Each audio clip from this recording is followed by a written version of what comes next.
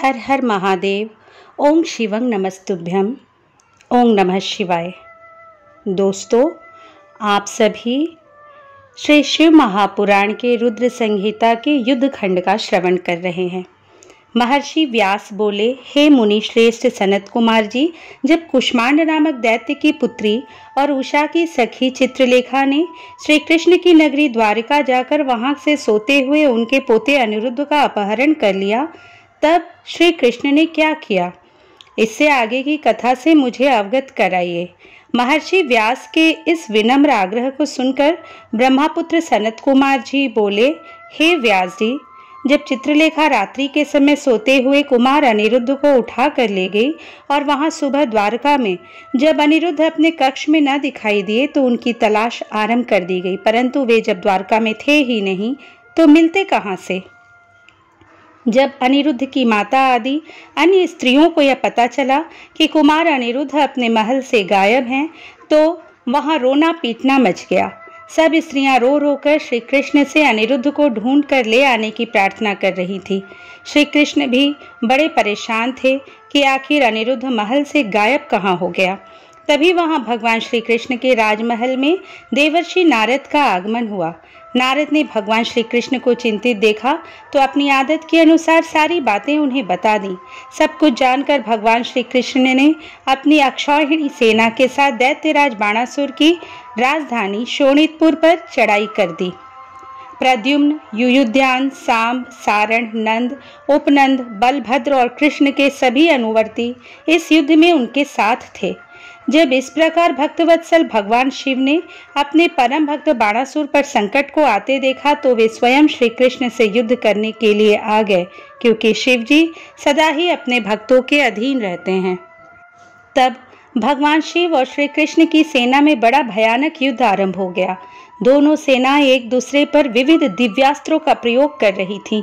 दोनों में से कोई भी सेना हार मानने को तैयार नहीं थी। तब भगवान श्री कृष्ण स्वयं देवादिदेव भगवान शिव के पास गए और हाथ जोड़कर उन्हें प्रणाम कर उनकी स्तुति करने लगे। श्री कृष्ण बोले, हे देवादिदेव, हे भक्तवत्सल, हे करुणा निधान भगवान शिव, आप सब प्रकार के गुणों से प्रकाशित हैं और अपने दुखों में डूबे हुए भक्तों को दुखों के सागर से उबारते हैं। भगवान, आज आप क्यों इस संसार की माया में लिप्त हो रहे हैं? प्रभु, यह तो आपके आदेश के अनुसार ही हो रहा है। पूर्व में आपने ही गर्व से भरे दैत्यराज बाणासुर को शाप दिया था कि उसकी 1000 भुजाओं का नाश शीघ्र ही होगा। इस समय मैं तो आपके उसी शाप को फलीभूत करने के लिए ही आया हूँ, इसलिए आप अपनी आज्ञा प्रदान करें और शाप को पूरा होने दें। श्री कृष्ण के इस प्रकार के वचन सुनकर देवाधिदेव भगवान शिव बोले, तात, आप सही कह रहे हैं, परंतु आप तो जानते ही हैं कि मैं सदा से अपने भक्तों के ही वश में रहा हूँ, इसलिए अपने भक्त बाणासुर की रक्षा करने के लिए ही मैं आपसे युद्ध करने को उद्यत हुआ हूँ। आपको भी अपना कार्य पूर्ण करना है और शाप को भी पूर्ण करना है, इसलिए दैत्यराज बाणासुर से युद्ध करने से पहले आप मुझे द्रिम्णास्त्र नामक शस्त्र द्वारा जिम्भरण कर दीजिए, फिर अपने कार्य को पूरा कीजिएगा। भगवान शिव की आज्ञा का पालन करते हुए भगवान श्री कृष्ण ने तुरंत जिम्भरास्त्र नामक अस्त्र छोड़ा, जिसके फलस्वरूप भगवान शिव जिम्भृत हो गए और मोहित होकर युद्ध को भूल गए। तब भगवान श्री कृष्ण खड्ग, गदा और सृष्टि आदि अस्त्रों से दैत्यराज बाणासुर की विशाल सेना का संहार करने लगे। व्यास जी ने सनत कुमार जी से पूछा, हे ब्रह्मापुत्र सनत कुमार जी, जब भगवान शिव को श्री कृष्ण ने जिम्भरास्त्र से मोहित कर दिया तब वहां उस युद्ध में क्या हुआ? सनत कुमार ने बताया, व्यास जी, जब युद्ध भूमि में श्री कृष्ण ने जिम्भरास्त्र का प्रयोग किया तो देवादिदेव भगवान शिव अपने शिव गणों सहित मोहित हो गए और संग्राम भूमि में ही सो गए। तब दैत्यराज बाणासुर अपने रथ पर बैठकर श्री कृष्ण से युद्ध करने के लिए आया। बाणासुर के रथ के घोड़ों की लगाम उसके सेनापति कुष्मांड के हाथों में थी। अनेकों प्रकार के आयुधों से सुसज्जित होकर बाणासुर भीषण युद्ध करने लगा। दोनों पक्षों में काफी समय तक युद्ध चलता रहा। श्री कृष्ण जी ने भगवान शिव का स्मरण करके हाथों में शारंग धनुष उठा लिया और बाणासुर पर बाणों की वर्षा करने लगे, परंतु बाणासुर भी वीर और पराक्रमी था। वह उन बाणों को अपने पास आने से पहले ही काट डालता। बाणासुर की वीरता से सारी कृष्ण सेना भयभीत होने लगी। उसके दैत्य भी बड़ी बहादुरी से लड़ रहे थे। बाणासुर ने देखते ही देखते संपूर्ण यादव वंश को मूर्छित कर दिया। यह दृश्य देखकर श्री कृष्ण अत्यंत क्रोधित हो उठे। श्री कृष्ण ने गर्जन करते हुए अनेक प्रचंड बाणों को चलाकर उसके रथ और धनुष को तोड़ दिया। तब बाणासुर गदा लेकर कृष्ण की ओर दौड़ा। फिर दोनों में गदा युद्ध होने लगा। बाणासुर ने श्री कृष्ण पर गदा का भीषण प्रहार किया, जिससे वे एक पल के लिए धरती पर गिर पड़े, परंतु अगले ही क्षण उठकर पूरे वेग के साथ दैत्येंद्र से युद्ध करने लगे। उन दोनों के बीच इसी प्रकार भीषण युद्ध चलता रहा। तब एक दिन भगवान श्री कृष्ण बहुत क्रोधित हुए और उन्होंने मन में भगवान शिव का स्मरण करके हाथों में परम दिव्य सुदर्शन चक्र उठा लिया और दैत्यराज बाणासुर की भुजाएं लकड़ी की तरह काट डाली। अब बाणासुर की केवल 4 भुजाएं ही शेष थी। तब क्रोधित श्री कृष्ण ने सुदर्शन चक्र द्वारा ही बाणासुर का सिर काटना चाहा। उसी समय भगवान शिव मोह निद्रा से जाग गए और बोले, हे देवकी नंदन, आप तो सदा ही मेरी आज्ञा का पालन करते हैं। मैंने आपको बाणासुर की भुजाओं को काटने की ही आज्ञा दी थी। यह मैंने अपने इस भक्त के गर्व को तोड़ने के लिए किया था। अपने भक्तों की सदा रक्षा करना मेरा धर्म है, इसलिए आप बाणासुर के वध की इच्छा त्याग दीजिए और अपनी शत्रुता को भूल जाइए। बाणासुर की पुत्री उषा और आपके पौत्र अनिरुद्ध एक दूसरे के होकर जीना चाहते हैं, इसलिए उन दोनों को विवाह के पवित्र बंधन में बांधकर आप अपने साथ द्वारिका ले जाइए। यह कहकर भगवान शिव ने बाणासुर और श्री कृष्ण में मित्रता करा दी और स्वयं वहां से अंतर्धान होकर शिवलोक को चले गए।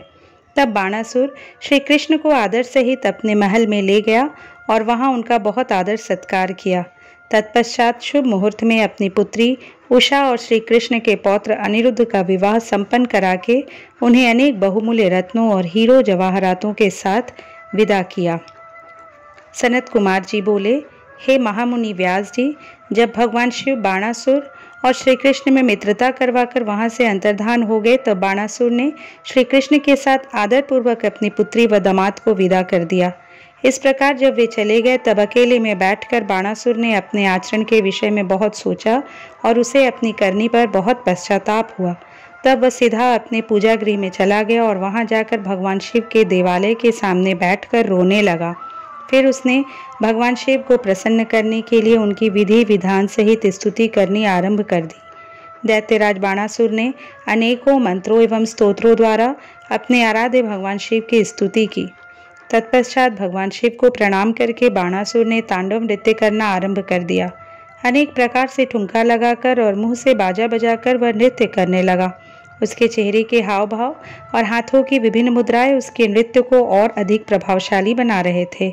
उसने अनेकों प्रकार के नृत्य किए, साथ ही अपने शरीर की रक्त धाराओं से वहां की भूमि को भी भिगो दिया।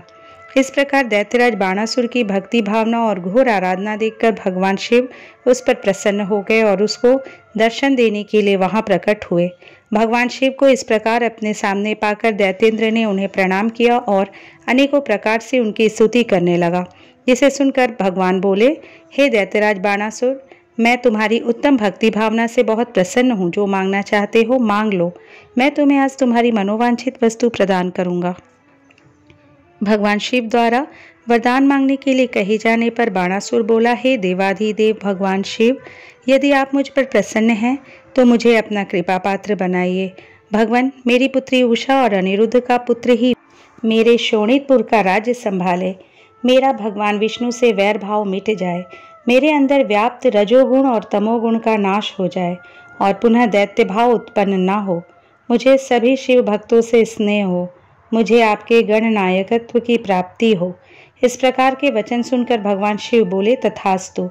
बाणासुर, तुम्हें निश्चय ही मेरे गणनायक पद की प्राप्ति होगी। तुम्हारी सभी इच्छाएं अवश्य ही पूरी होंगी। यह कहकर भगवान शिव वहां से अंतर्धान हो गए।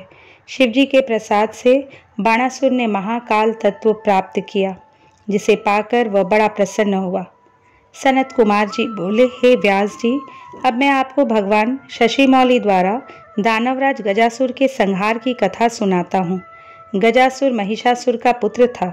जब गजासुर को यह पता चला कि देवताओं के हितों की रक्षा करने के लिए उसके पिता महिषासुर का वध कर दिया गया है, तब उसे देवताओं पर बड़ा क्रोध आया। तब गजासुर ने देवताओं से इसका बदला लेने के लिए घोर तपस्या करनी आरंभ कर दी। काफी समय तक गजासुर ब्रह्मा जी को प्रसन्न करने हेतु तप करता रहा, परंतु ब्रह्मा जी वहां प्रकट नहीं हुए। इधर दूसरी ओर उसके तप की ज्वाला धधकती जा रही थी, जिससे देवता चिंतित हो उठे। गजासुर की तपस्या से दग्ध होकर सभी देवता ब्रह्मा जी की शरण में गए और उन्हें गजासुर की तप की अग्नि से जलने की बात बताई। तब ब्रह्मा जी गजासुर को वरदान देने के लिए गए। गजासुर ने ब्रह्मा जी की स्तुति कर उनसे महाबली और अजय होने का वरदान प्राप्त किया। तत्पश्चात ब्रह्मा जी उसे वर देकर वहां से अंतर्धान हो गए। ब्रह्मा जी से अपना मनचाहा वरदान पाकर गजासुर प्रसन्नतापूर्वक अपने स्थान को आ गया। वरदान पाकर वह गर्वित महसूस कर रहा था। उसने चारों दिशाओं में अपने राज्यों का विस्तार करना आरंभ कर दिया। उसने 3 लोकों सहित देवता, असुरों, मनुष्यों और इंद्र आदि तथा सब गंधर्वों को जीतकर उनके तेज का हरण कर लिया। उसने सभी को बहुत परेशान किया। पृथ्वी पर रहने वाले सभी ऋषि मुनियों, तपस्वियों, साधु संतों और ब्राह्मणों को गजासुर दुख देने लगा तथा उनके कार्यों में बाधा डालने लगा। इस प्रकार गजासुर अपना राज्य फैलाता जा रहा था। एक बार वह भगवान शिव की प्रिय नगरी काशी में जाकर वहां सबको सताने लगा। तब सभी देवता मिलकर भगवान शिव के पास गए और उनके हाथ जोड़कर प्रार्थना करने लगे, हे भक्तवत्सल, हे कृपा निधान, उस गजासुर नामक दैत्य से हमारी रक्षा करे।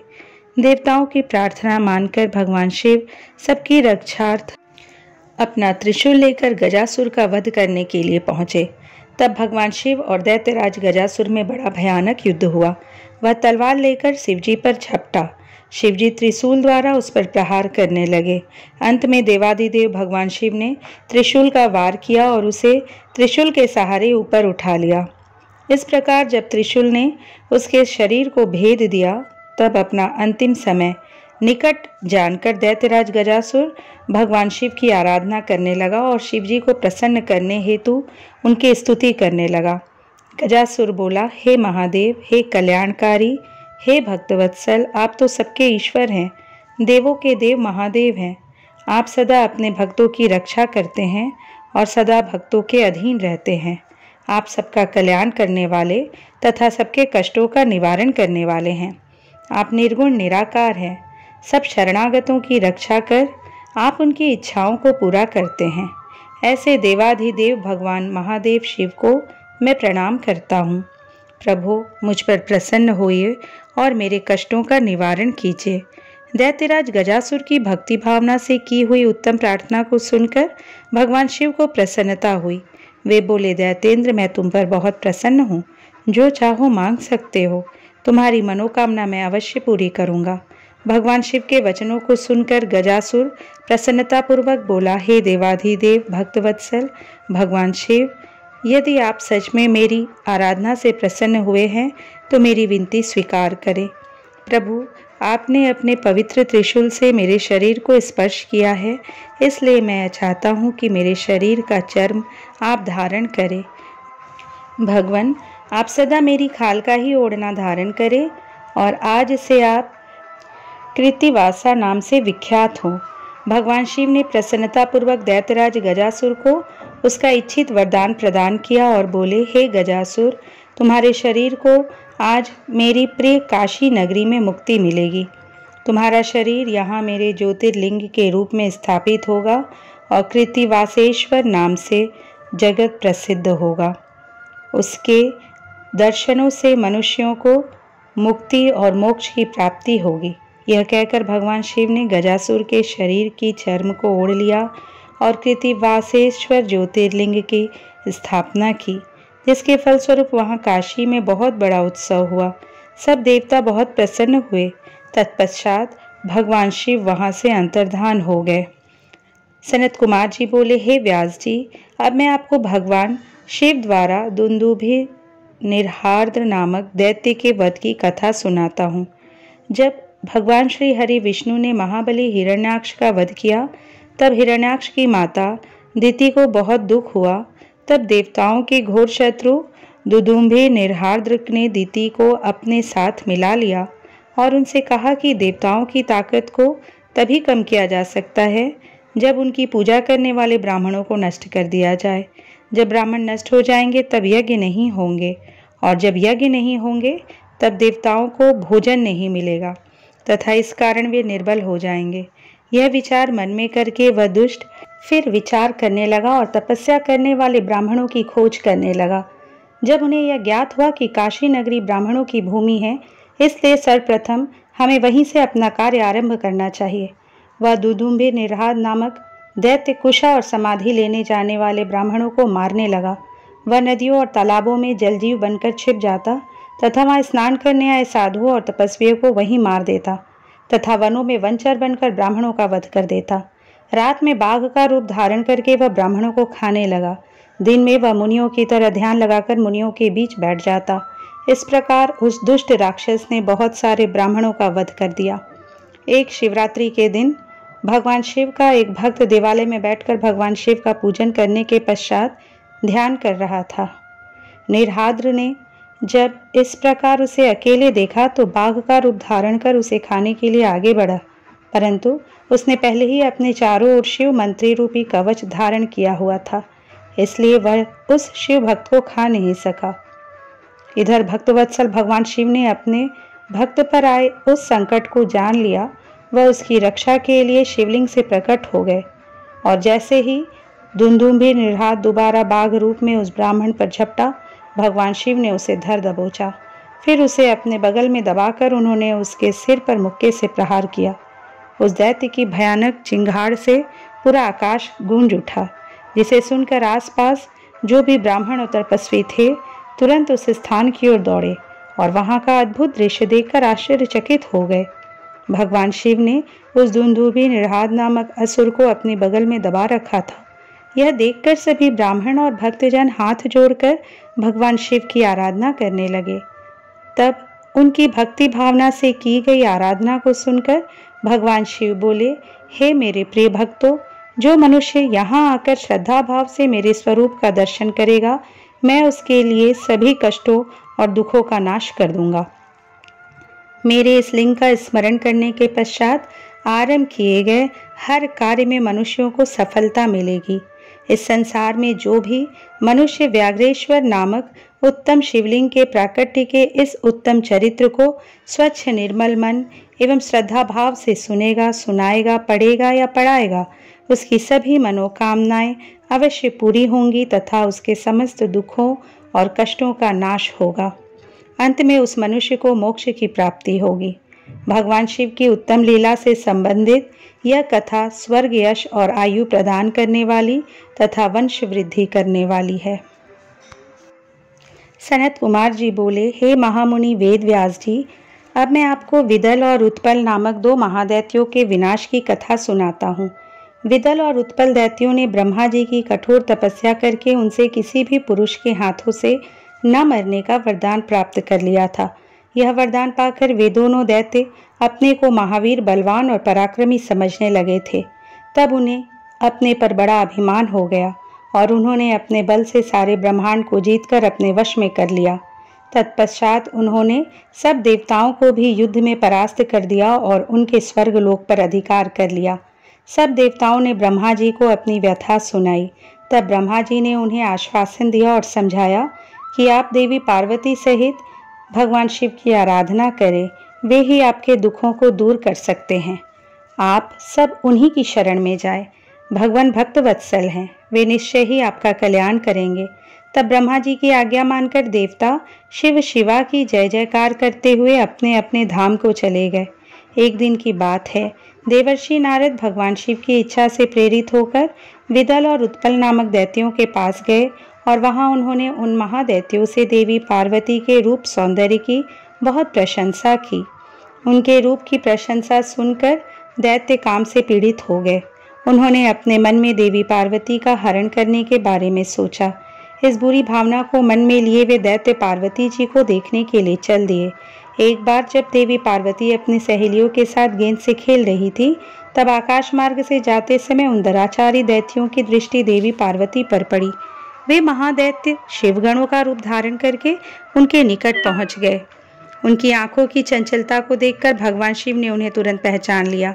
उन्होंने अलौकिक रीति से देवी पार्वती को भी इस बात का ज्ञान करा दिया कि वे शिवगण नहीं, राक्षस हैं। अपने आराध्य पति सर्वज्ञ शिव की बातों को देवी पार्वती ने समझ लिया। महादैत्यों को उनकी करनी का फल चखाने के लिए देवी पार्वती ने सखियों के साथ खेलते खेलते इस प्रकार गेंद से घुमाकर मारी कि उसकी चोट से चक्कर खाकर विदल और उत्पल नामक दैत्य धरती पर इस प्रकार गिर पड़े जैसे तेज वायु के झोंके से पके हुए फल टपक कर धरती पर गिर पड़ते हैं। जिस प्रकार वज्र के प्रहार से बड़े बड़े शिखर पल भर में ढह जाते हैं, गिरते ही उनके प्राण पखेरु उड़ गए। इस प्रकार उत्पल और विदल नामक महादैत्यों का वध करने के पश्चात वह गेंद ज्योतिर्लिंग के रूप में परिणत हो गई। दुष्टों का नाश करने वाला वह लिंग कंदुकेश्वर नाम से विख्यात हुआ। यह लिंग ज्येष्ठेश्वर के निकट स्थित है। काशी में स्थित कंदुकेश्वर ज्योतिर्लिंग दुष्टों का नाश करने वाला तथा भोग और मोक्ष प्रदान करने वाला है तथा मनुष्यों की सारी मनोकामनाओं को पूरा करता है। इस अनुपम कथा को सुनने अथवा पढ़ने से भय और दुख दूर हो जाते हैं तथा सुखों की प्राप्ति होती है और अंत में दिव्य गति की प्राप्ति होती है। ब्रह्मा जी बोले, हे मुनीश्वर, मैंने आपको समस्त मनोरथों को पूरा करने वाले रुद्र संहिता के युद्ध खंड को सुनाया। यह शिव जी को प्रिय है और भक्ति और मुक्ति प्रदान करने वाला है। श्री रुद्र संहिता का युद्ध खंड संपूर्ण। रुद्र संहिता समाप्त।